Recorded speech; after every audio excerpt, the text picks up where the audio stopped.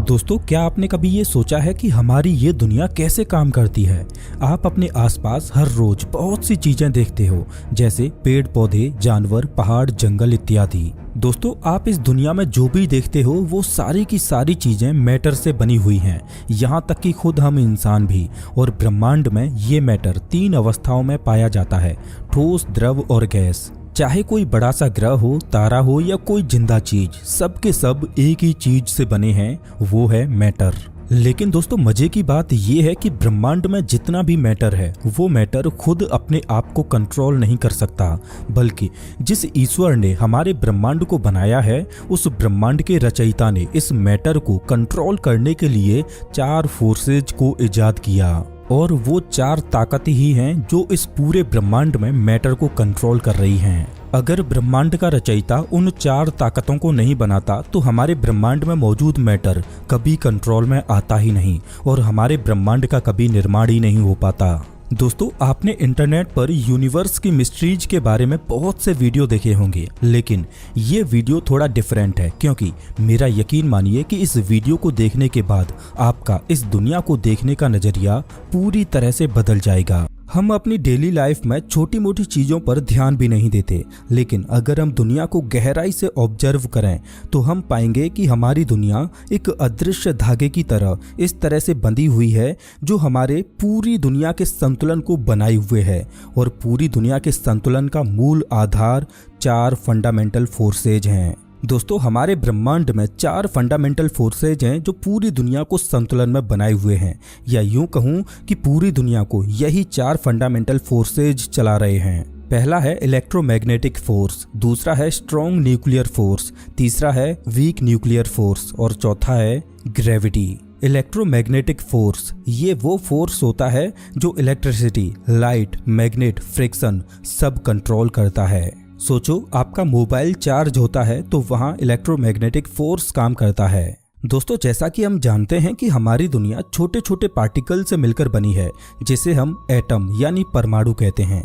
लेकिन क्या आपने कभी सोचा है कि ये छोटे छोटे एटम्स मिलकर एक कॉम्प्लेक्स स्ट्रक्चर कैसे बना लेते हैं? मेरे कहने का मतलब ये है कि जैसा कि हम जानते हैं कि मेरा, आपका, हम सबका शरीर छोटे छोटे एटम से मिलकर बना है, लेकिन क्या आपने कभी ये सोचा है कि हमारे शरीर में मौजूद ये एटम्स आखिर कैसे चिपके हुए हैं? ये हमारे शरीर को छोड़कर क्यों नहीं भाग जाते?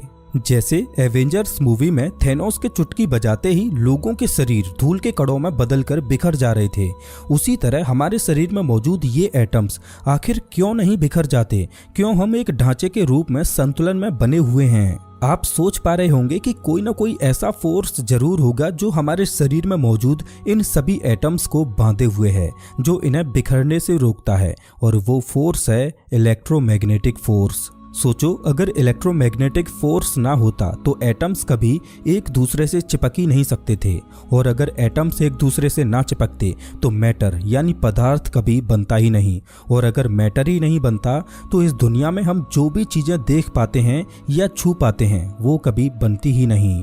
अब दोस्तों, जैसा कि हम जान गए हैं कि इलेक्ट्रोमैग्नेटिक फोर्स की वजह से एटम्स आपस में चिपक पाए, जिससे ब्रह्मांड में ग्रहों और तारों का निर्माण हुआ और धरती पर यह जटिल लाइफ इवॉल्व हो पाई।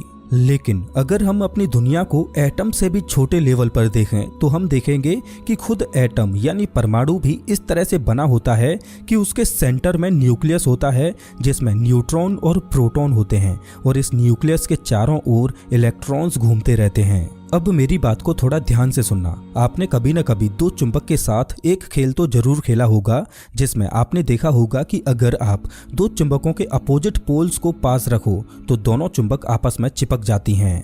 लेकिन अगर आप दोनों चुंबकों के सेम पोल को पास रखो तो दोनों चुंबक चिपकने की बजाय एक दूसरे से दूर भागने लगती हैं। कुछ ऐसा ही होता है एटम के न्यूक्लियस के अंदर। दरअसल न्यूक्लियस के अंदर जो प्रोटॉन होते हैं वो सेम चार्ज के होते हैं, इस वजह से प्रोटॉन एक दूसरे से दूर भागने की कोशिश करते हैं। लेकिन एक फोर्स होता है जो इन प्रोटॉन्स को एक दूसरे से दूर भागने से रोकता है और प्रोटॉन्स को न्यूक्लियस के अंदर आपस में बांधे रखता है। उस फोर्स का नाम है स्ट्रॉन्ग न्यूक्लियर फोर्स। सोचो, अगर ये स्ट्रॉन्ग न्यूक्लियर फोर्स ना होता तो प्रोटॉन एक दूसरे से दूर भाग जाते और न्यूक्लियस फट जाता और एटम कभी बन ही नहीं पाता। सोचो, अगर एटम ही नहीं बना होता तो मैटर कैसे बनता, और अगर मैटर ही नहीं बनता तो इस ब्रह्मांड में हम जो भी चीजें देखते हैं वो कभी बनती ही नहीं, या यूं कहें कि ब्रह्मांड का कभी निर्माण ही नहीं हो पाता। जब एक जगह पर मैटर इतना बढ़ जाता है कि धीरे धीरे उसकी खुद की ग्रेविटी बनने लगती है, तो वो ग्रेविटी आसपास के और मैटर को अपनी ओर खींचती है, तो वो ऑब्जेक्ट अपने आसपास के मैटर को खाकर और ज्यादा भारी होता जाता है। मतलब उस ऑब्जेक्ट का मास बढ़ता जाता है, और जितना ज्यादा वो ऑब्जेक्ट भारी होता जाएगा उतनी ही ज्यादा उस ऑब्जेक्ट की ग्रेविटी बढ़ती ही जाएगी। उस ऑब्जेक्ट की जितनी ज्यादा ग्रेविटी बढ़ेगी तो वो उतनी और ज्यादा दूरी पर मौजूद मैटर को अपने अंदर खींचने की कोशिश करेगा, और ये साइकिल लगातार चलती रहती है। हमारे सूर्य का निर्माण भी कुछ इसी तरह से हुआ था।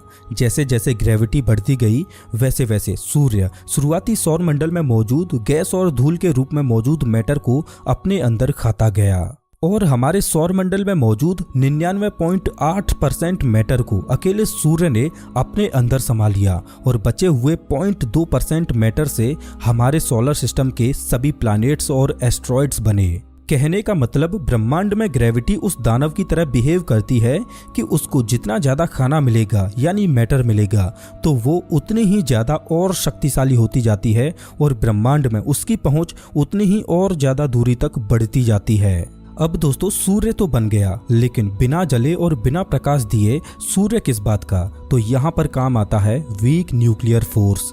अब जैसा कि हम जानते हैं कि सूर्य के अंदर न्यूक्लियर फ्यूजन की रिएक्शन हो रही है, जिस वजह से सूर्य हीट और प्रकाश के रूप में एनर्जी रिलीज करता है, और सूर्य के अंदर न्यूक्लियर फ्यूजन की रिएक्शन हो पाती है वीक न्यूक्लियर फोर्स की वजह से। अगर वीक न्यूक्लियर फोर्स ना होता तो किसी भी तारे में कोई भी न्यूक्लियर फ्यूजन की रिएक्शन ना होती, और ब्रह्मांड का कोई भी तारा नहीं जलता, ना ब्रह्मांड में प्रकाश होता न हीट, और बिना वीक न्यूक्लियर फोर्स के पूरा ब्रह्मांड ठंडा और अंधेरे में बना रहता।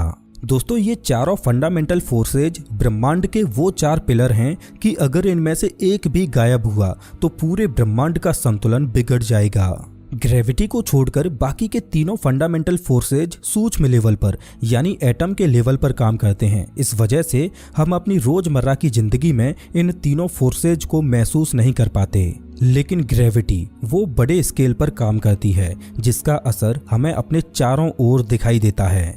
अब दोस्तों, आपके मन में एक सवाल आ सकता है कि ये चारों ताकतें सच में अलग अलग हैं या ये किसी एक बड़ी ताकत के टुकड़े हैं? और वैज्ञानिकों को भी यही सवाल सालों से परेशान करता आ रहा है, क्योंकि जब वैज्ञानिकों ने यूनिवर्स को और ज्यादा डीप जाकर देखा तो उन्हें ब्रह्मांड में अजीब से पैटर्न दिखने लगे। दोस्तों, जैसे जैसे हम समय में पीछे झांकते जाते हैं ब्रह्मांड की शुरुआत की ओर, तो वैसे वैसे हम देखते हैं कि ये चारों ताकतें अलग अलग दिखना बंद कर देती हैं। बिग बैंग के बाद जब यूनिवर्स बहुत ज्यादा हॉट और डेंस था, तब ये चारों ताकतें शायद एक ही ताकत हुआ करती थीं। यानी शुरुआत में यूनिवर्स के पास सिर्फ एक ही रूल था। बाद में जैसे जैसे यूनिवर्स ठंडा होता गया तो ये रूल टूटकर 4 हिस्सों में बट गया। बिल्कुल वैसे ही जैसे पानी ठंडा होकर बर्फ बनता है, लेकिन केमिकल तौर पर वही रहता है। इसी आइडिया को कहा जाता है थ्योरी ऑफ एवरीथिंग, एक ऐसी थ्योरी जो ये बता सके कि ग्रेविटी, इलेक्ट्रोमैग्नेटिक, स्ट्रॉन्ग और वीक फोर्स असल में एक ही सिस्टम का हिस्सा हैं। और दोस्तों, इन चारों फंडामेंटल फोर्सेज में ग्रेविटी एक ऐसा फोर्स है जो समय को भी कंट्रोल करता है। ग्रेविटी की तीव्रता समय की चाल को भी धीमा कर देती है, और एक ब्लैक होल के अंदर की ग्रेविटी समय को पूरी तरह से रोक देती है। दोस्तों, इसे ग्रेविटेशनल टाइम डायलेशन कहा जाता है, और वैज्ञानिक इस ग्रेविटेशनल टाइम डायलेशन का इस्तेमाल करके टाइम ट्रेवल करने के सपने देखते हैं। वैसे दोस्तों, अगर आप जानना चाहते हो कि ग्रेविटी समय को धीमा कैसे कर देती है और एक ब्लैक होल के अंदर समय क्यों रुक जाता है, तो स्क्रीन पर दिखाई दे रही इस वीडियो पर क्लिक कीजिए, जिसमें मैंने सब कुछ पूरी डिटेल में समझाया है। अगर आपको ये वीडियो अच्छा लगा हो तो इसे लाइक जरूर करें, और ऐसी ही रोमांचक वीडियो देखने के लिए चैनल को सब्सक्राइब करें, साथ ही बेल आइकन दबाएं। मिलता हूं मैं आपसे अगले एपिसोड में, तब तक के लिए नमस्कार।